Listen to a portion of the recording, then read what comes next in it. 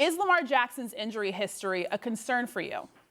No, it's not. It's not for me, and neither should it be for Arthur Blank. And here's what I would say about Arthur Blank's comments. You paid Michael Vick. Michael Vick got hurt.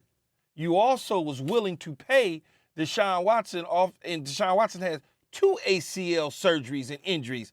And look, and if you know football and you know the situation, the reason Lamar Jackson runs in his style is because what they did on offense in Baltimore had nothing to do with him.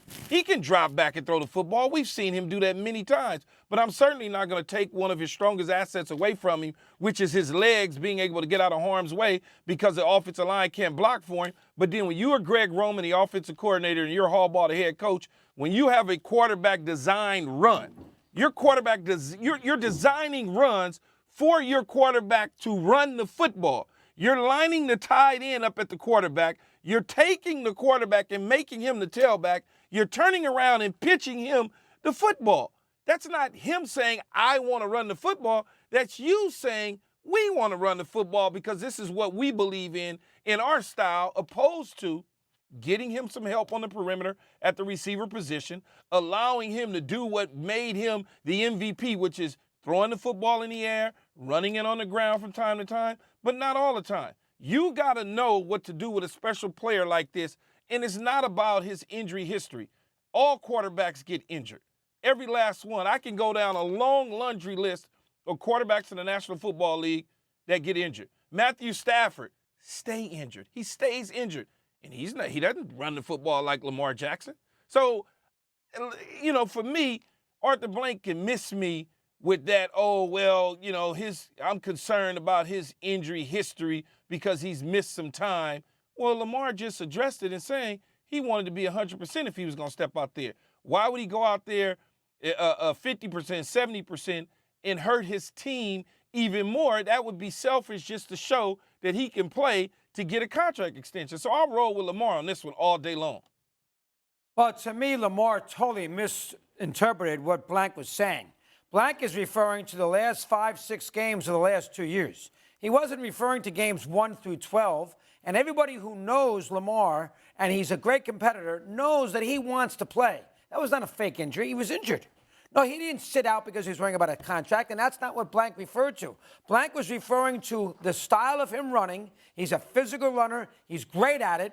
Guys like that, they could get hurt more so than I know quarterbacks get hurt, but, more so than a guy who just sits back in the pocket, might get concussions, but he's not going to necessarily hurt his legs. And Lamar, bottom line, the last 2 years has been hurt, and that's what he was referring to. He wasn't referring to Lamar, well, he didn't play last year, he missed games early in the year, protecting his contract. That's not what he was referring to. And I'll tell you this about Lamar. He's tweeting too much. He's way too much. I mean, it's almost like right now he's very sensitive. He hasn't gotten a deal.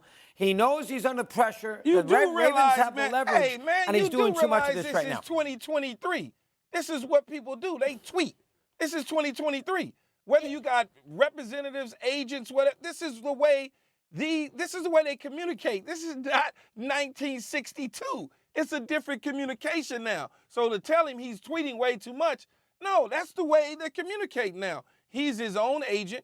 He has his own style, his own situation. And in terms of what Arthur Blank is saying, yes, maybe Lamar did misinterpret some of it to some degree. But again, he addressed it. His PCL injury, he wanted to be 100% if he steps on the field. And then again, his style of play. He did not get hurt on the perimeter on the outside. He gets hurt in the pocket, not a concussion.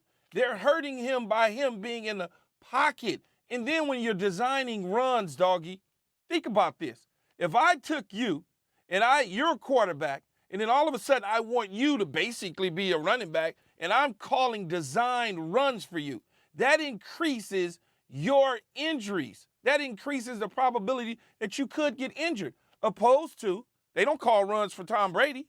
They don't call them for Aaron Rodgers. If they need to use their legs to get out of trouble, they do that. But the Baltimore Ravens actually line him up in the backfield as a tailback and turns around and throws him the football on sweeps. Yes, it's going to increase your injury risk. Do you believe Lamar will remain a Raven? I don't, Christine, not at all. You look at this relationship right now between Lamar Jackson and the Baltimore Ravens, and I think it's fractured and it can't be repaired. I don't think it will be repaired. You got to remember, Lamar Jackson is a guy that stands on principles. He's always been that way. You look at last season, when everyone was telling him not to go out there and play on the football field, he did things his way. He went out there and played the game of football. Now, I will say this. He just mentioned, right, that the Baltimore Ravens didn't value him the way that he thought he should be valued when it comes to compensation and getting a new contract. We also got to remember this. Lamar Jackson, I think, in my eyes, is getting fed up with the whole thing, and especially the Baltimore Ravens organization. He just came out and told everyone and tweeted that he wanted to be traded from that organization. Not only did he do that, Keyshawn and Mad Dog, he said that he didn't say, he tweeted thanking the Baltimore Ravens fans for everything. So when a player does that, there's nothing in my mind that tells me that Lamar Jackson is going to be able to patch up that relationship and go back to that organization. He feels some type of way. He feels disrespected. And I don't think Lamar Jackson can feel that he can trust anyone in that organization the way he trusted them beforehand moving forward. I think when you talk about can it be patched up, can things be resolved, absolutely, 100%.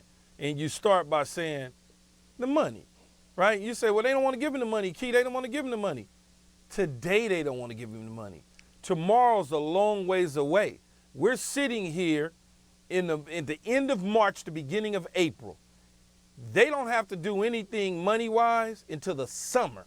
So they can go back and forward. They can haggle back and forward. They can argue this, that, and the other. And I know he said, hey, he requested a trade on March 2nd. They didn't grant him that trade, nor did they leak that information to anyone. And in relationships and contract situations with organizations and teams, there's always mess.